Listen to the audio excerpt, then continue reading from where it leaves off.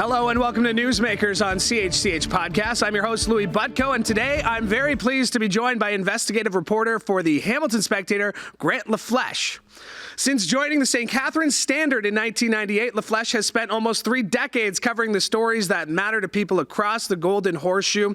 He and his reporting have been nominated for 30 Ontario Newspaper Awards and twice been nominated for Journalist of the Year, winning the award for his series called All the Chair's Men, in his investigation into Niagara Regional governance that triggered an Ontario Ombudsman investigation. He also spent time on the Toronto Star's investigative team, where he targeted COVID-19 disinformation and digital misinformation campaigns, fraud, and politics. And as mentioned today, his byline can be found in the Hamilton Spectator. Grant, thanks for doing this. We go pretty far back. We do. Back in my days as a young buck reporter in St. Catharines, there used to be that nice little rivalry between print and for us in St. Catharines, it was just print and radio. Pretty well. There was a well-respected rivalry of wanting to get the story first, wanting to get it right.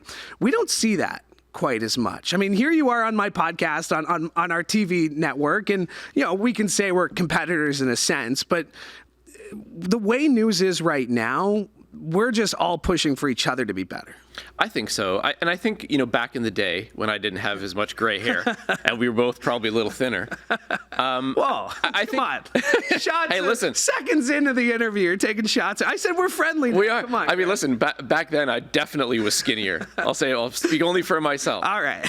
But I think back then there was a healthier news ecosystem. And it's actually, I think, better for the consumers of news, your viewers and your listeners and our readers, if you have robust news agencies that are competing with each other because you push me to be better, I push you to be better. And if you think about the days when you had competing newspapers in the same market or competing, news radio in the same market or television, you got better news. I think there's just not very much of us left. Cutbacks across all platforms, your palatial building here notwithstanding, has had this deleterious effect. So I think it is helpful, certainly, that somebody like me can come on your show and we can talk about the issues of the day. We can hopefully get eyeballs directed to the Hamilton Spectator in this case, because I think we're reaching a tipping point with our news environment and our political environment that disinformation has become such a serious problem that we have to find any other way we got to find other ways to get the facts out to keep people informed, because we are that pillar of democracy. And if we fail, democracy fails. Well, democracy dies in darkness. We've heard the catchphrases, and it's so true, because a lot of what we've seen now, and we were just talking about this, is corporations, politicians, the police, they want to be the first and only source. They want to give you as much information as they think they should give you and don't want to take very many follow-ups. The trends are going that way. We've seen it. We've talked about just the difference of even 10 years ago. Is there a way to fight back against that? It's really tough. There was a study a couple of years back, and I don't have all the details on the top of my mind, but it was something like for every one reporter, there was between 9 and 10 or 9 and 12 communications or PR people in operation, just in government, say nothing about corporations. So in that sense, we are sort of hilariously outgunned, right? There's so much more of them who want to craft messages for organizations and protect their bosses and protect their reputations. And if the facts get buried or the facts get lost or they get spun, never mind to them. I think we, generally speaking, as news agencies, have to be a little bit more aggressive. We have to, part of this is our fault, if you think about it. For years, we have accepted, and you'll remember this from your days in Niagara, if you wanted to talk to the police or you wanted to talk to the hospital and you'd call them up, because we didn't have to rely on email all the time, and you'd say, can I interview, the CEO of the hospital or something about issue X? And that would be arranged relatively quickly. There might be some background conversation about, what are you asking? What are the issues? You may need information from them, data or something to frame your questions, but you got those interviews. Now what you get are short, terse, written statements that don't provide context, that don't provide the ability for follow-up questions, and shelter the people in positions of public authority from scrutiny. And I think we have to my view would be, whether you're in a newspaper, or you're at a television station or radio station, or you're an small independent outfit, you have to start pushing back against that. I mean, we can't keep accepting pat statements from politicians and public officials via email and allow them to sort of hide behind those shields, because our job is to, as the legendary editor Ben Bradley used to say, print the closest possible version of the truth that we can reach on any given day. And the best way to do that is to get those folks to talk. You mentioned independent journalists, and that's quite an interesting term, because a lot of people may claim to be an independent journalist and may push a certain agenda. And we've seen, again, using Niagara as an example, actual agencies pop up as independent, maybe using that word in their name, but very clearly push a certain message. How do you become more informed in what you are reading is legit, is the truth, is fair? I mean, because that's the tricky part, is because there's so much information coming at you. It's hard to determine, where's the truth, where's the fiction. It used to be a lot easier before social media. Social media was supposed to be, and for a while, certainly it was. If you think about, the spring revolutions in Egypt and things where something like Twitter was a go-to source of information, not just for reporters and news agencies to share information or gather information, but for people in a crisis zone could go to social media and they could learn, by the moment stuff, sometimes faster than you or I would be able to ever publish it. That has obviously radically changed. And now it's mostly a toxic soup of disinformation, but there's so many people on it and a nerd on it. And it's Twitter, it's Instagram, it's TikTok, which is maybe the worst for all kinds of reasons. And again, we are sort of outgunned. For every Hamilton Spectator and every CH News, there is like 100 independent journalists who don't have editors, who don't have standards, who aren't there to gather the news. They're just there to push some agenda. And usually now, these days, it's conspiracy theories. If it's not political parties aping the news. I mean, do you remember, not this past election, but the one before, where Ford had actually hired a former reporter. She was a former TV reporter, and she would do these news broadcasts from his press conferences or campaign events, and it looked like the news. And they were broadcasting often in places where there were news deserts, where there wasn't a newspaper, a TV station, or a radio station to do local news. So, I mean, they don't like us, but they're willing to pretend they're us. My answer to your question in terms of what do you do, part of it is you have to read widely, and you have to understand that you have to have some level of media literacy and understand the difference between a credible source and just nonsense on social media. And when I say read widely, it means don't just read the news outlets that make you feel comfortable. Fox News, for instance, in the States has changed so radically in our career, the time you and I have been in the business. But still to this day, if you read their news reporting, which is drowned out by their talking heads, but if you read Fox News reporting or listen to their news broadcasts away from the opinion guys, it's not all that different than CNN. It's not all that different than MSNBC. It's not all that different from PBS. There might be slightly different emphasis. But what you do is you read widely. So don't just read the Hamilton Spectator. Please read the Hamilton Spectator. Watch CHCH. Watch CHCH. But, read multiple newspapers.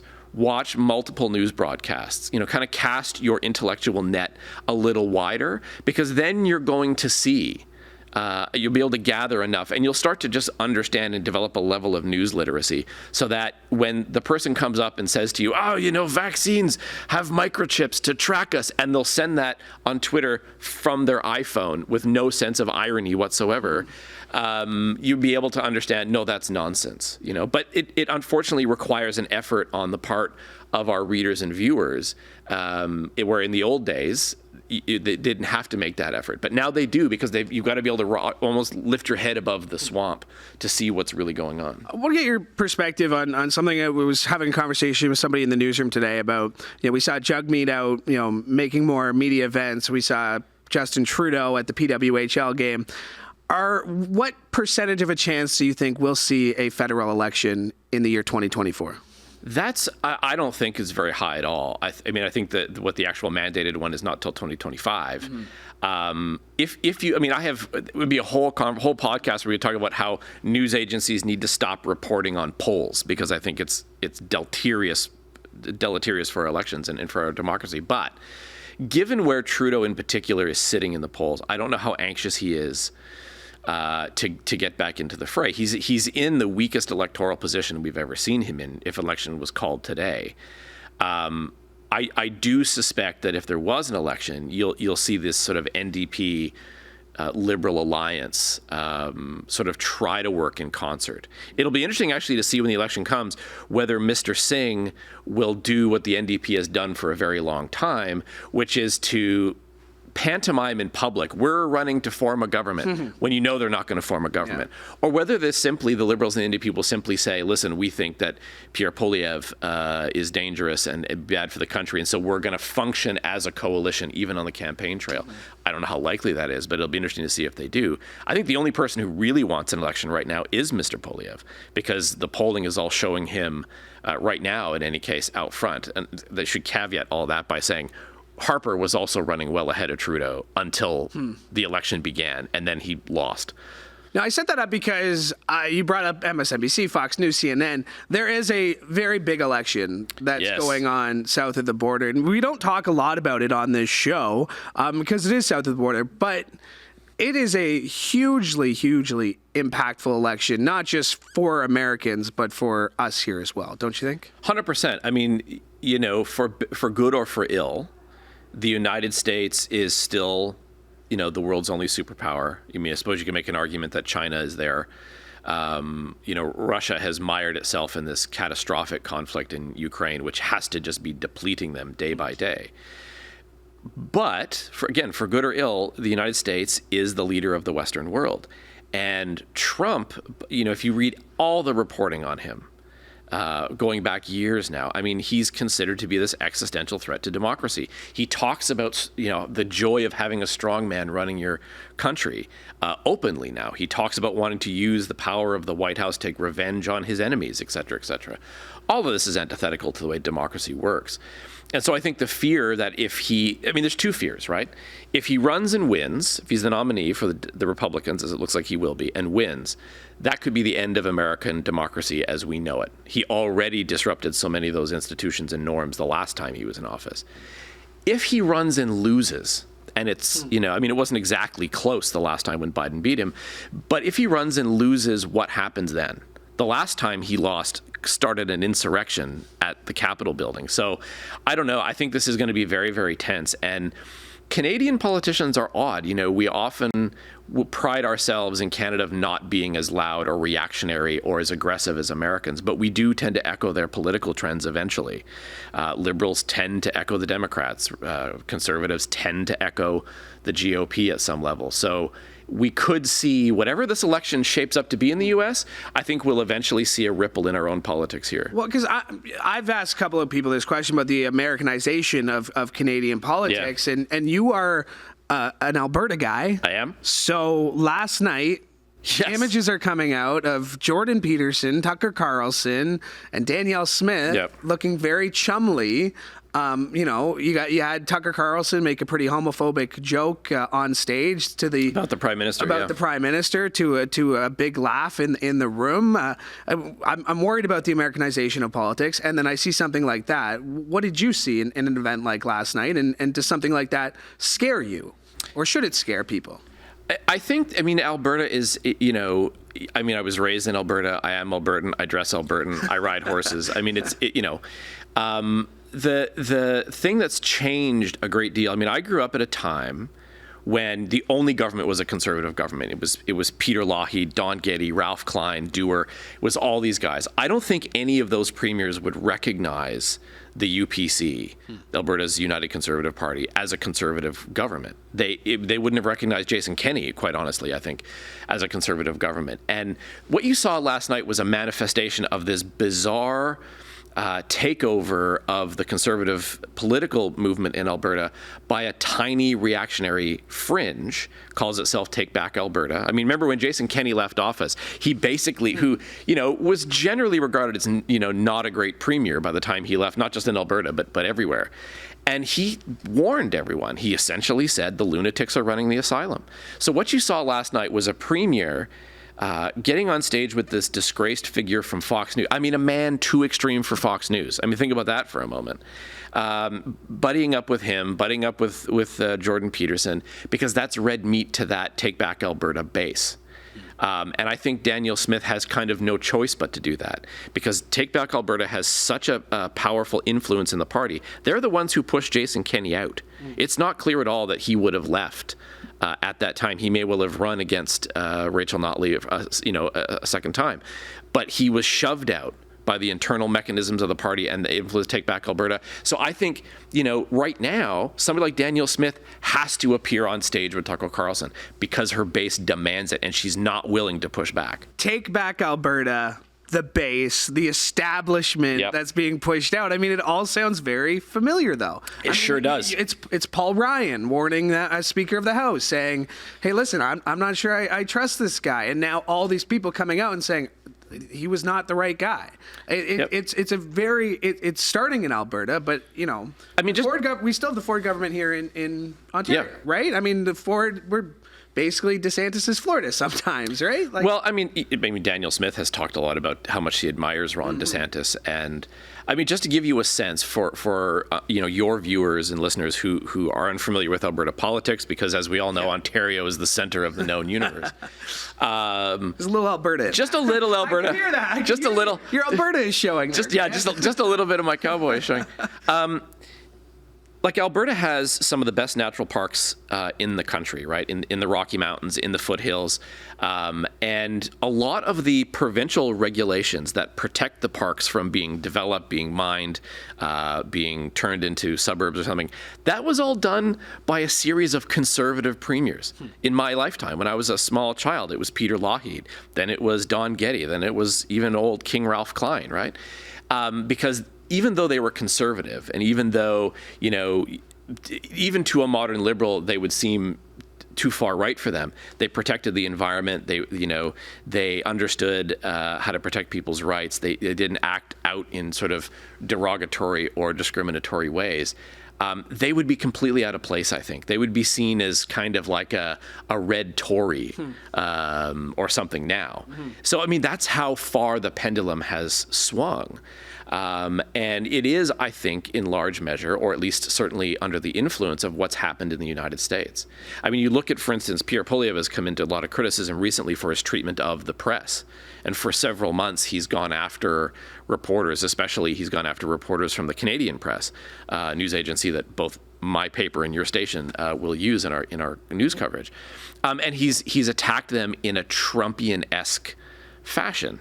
Not down the line of saying they're the enemy of the people. He's not gone that far. But it has echoes of that. And that all starts, to your point, that's all starting in the United States, and it's all being echoed here. All right, we've talked U.S. politics. We've talked Alberta politics. Yes. Let's get a little bit closer to home. Sure. You wrote about all the chairs men, which, I mean, I remember that time, that 2018, it feels like it was a lot longer ago. Yeah. And just randomly, I thought the other day, whatever happened to Andy Petrowski, first of all?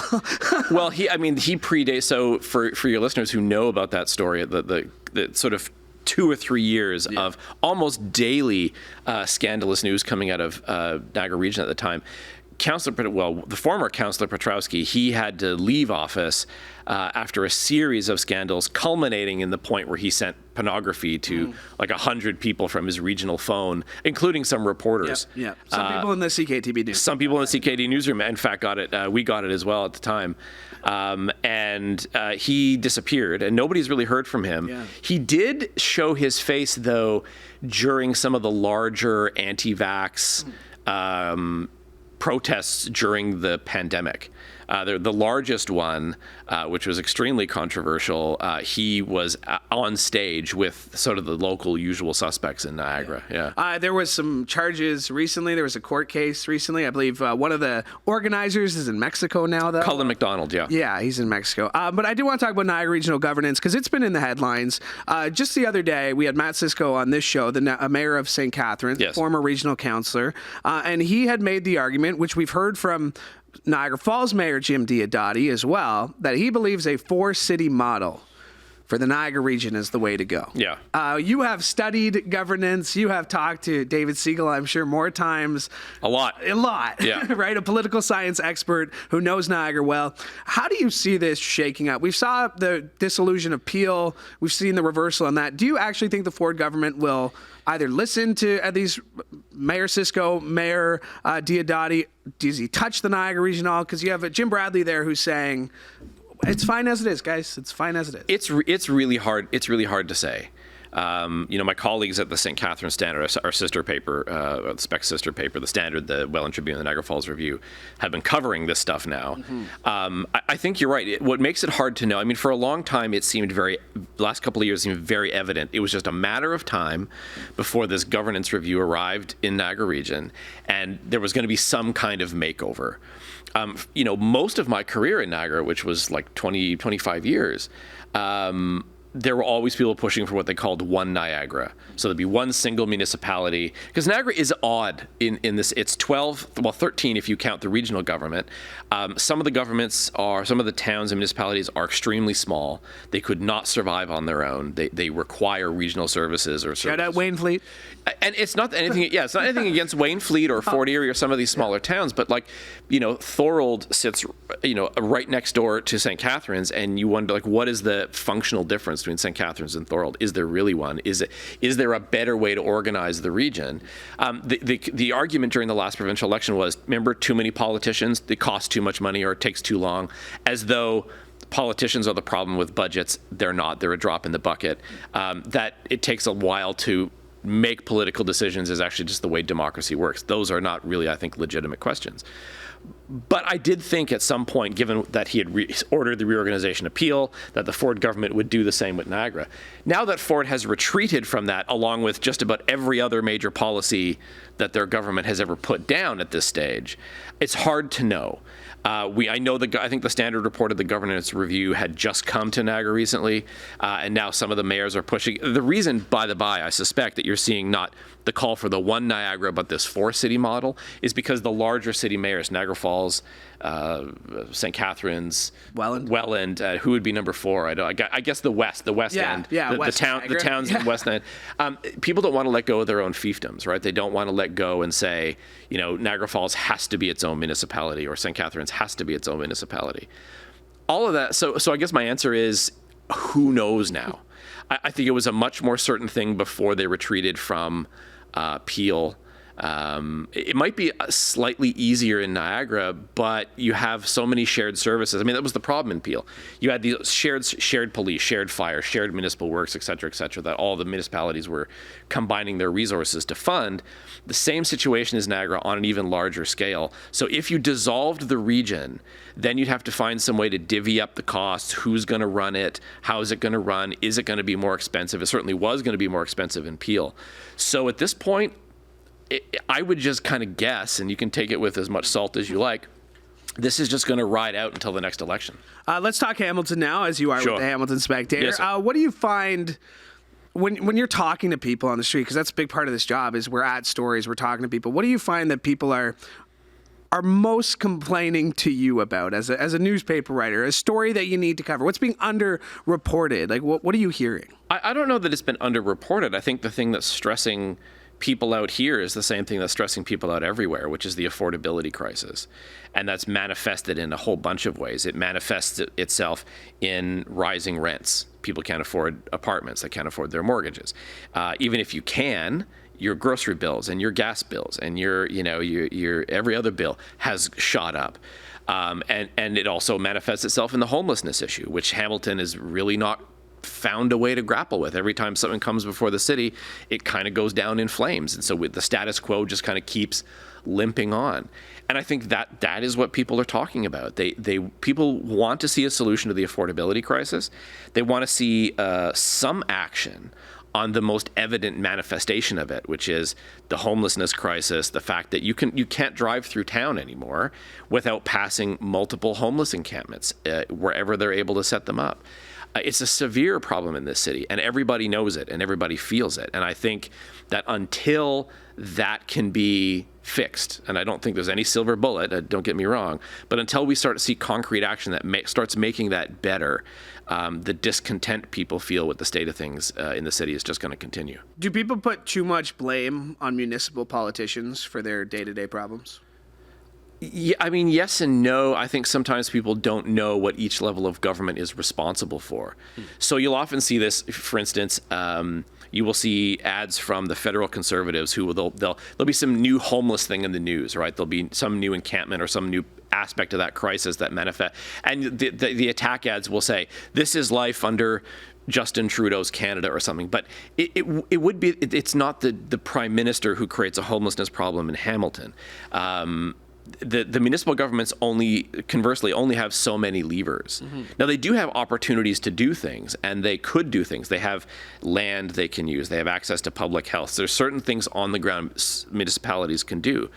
But the city, for instance, has not caused Loblaws to raise grocery prices. Your city hall has not triggered the war and in Gaza, doesn't play a role in deciding what happens in Ukraine. But I think there's so many things going on that upset people that they're going to protest or just point a finger at anybody in authority to say, you have to fix this, even though often the person they're pointing or the agency they're pointing that finger at really can't do much about that crisis. They need to understand who can do what and when and how. Well, it comes back to being a more informed citizens, more informed electorate, right? If you're going to the polls, you need to know what you're voting for. It's harder to do today because of what we've talked about earlier, that there's so much information coming at you. There's so much different sources where they look legit but might not be legit. So how in 2024 can I, as somebody, go to my friends who are giving me misinformation, who are sending me articles, because it's exhausting for us, and we do it for a living. It's got to be tough for people who get an email from an uncle saying, like, this is fact, this is the case, or how do we become better informed citizens in 2024? Dovetailing on my answer related to that earlier, just about being sort of widely read and watch lots of news and read lots of news. Get off of social media. You have to. I mean, it's not just that, TikTok, for instance, especially under Elon Musk, has just become a cesspool of misinformation that amplifies misogyny, amplifies racism, amplifies conspiracy theories because they pay their $8 and they get boosted. And it's that the way social media algorithms function is they trap you into silos, right? If you are looking up a certain subject when I was covering for the Star's I-Team, when I was covering issues around the Freedom Convoy, so-called Freedom Convoy, and I had to spend a lot of time watching TikTok videos from people involved in the convoy to understand who they were, what they were doing, what they believed. Now, if I open TikTok, that's it. The algorithm just gives me that. As I don't get cat videos on TikTok, I get conspiracy theories. But that's what it does to you. I think that social media, the promise of social media has long since faded. Get away from social media. Get your news from the Hamilton Spectator. Get it from CH. Go watch national news broadcasts. Read national newspapers. Understand the difference between the guy who has a Twitter account. I don't care how many followers he has or she has. They're not reporters. They're not following the standards you and I have to follow every day. And unfortunately, like I said, it takes work now on you as a consumer of news. But if you kind of step away from the chaos of social media, start going to legitimate news sources and read them widely. Read stuff that you might think is left of center, read the stuff you think is right of center, and you'll have a much clearer picture of what's going on in your community, in the country, and in the world. To that point, I like to end these shows on positive notes. So what's the reason you're optimistic today? What's the reason you woke up with a little bit of optimism in 2024 on January? You just asked a nearly 30-year news reporter who spends most of his time covering crime, fraud, and scandal. Because I do the same thing, right? I mean, I doom scroll. Look, I still have sort of faith in Cartesian common sense, and I have faith in people.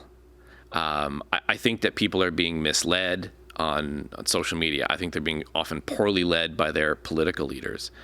And the people who run corporations who, like the stuff with Loblaws, for instance, is catastrophic. But I think if you've done this job for any length of time, and certainly you will have seen this too, that it's the neighbors who help someone out when they need it the most. It's when the community rallies behind, a mother whose house is burned down or lost their family member to a homicide, or, a sick kid who needs help from the community. I mean, despite the chaos, there's still enough goodwill and still enough sort of community sense among people that they will stand together and they will help each other.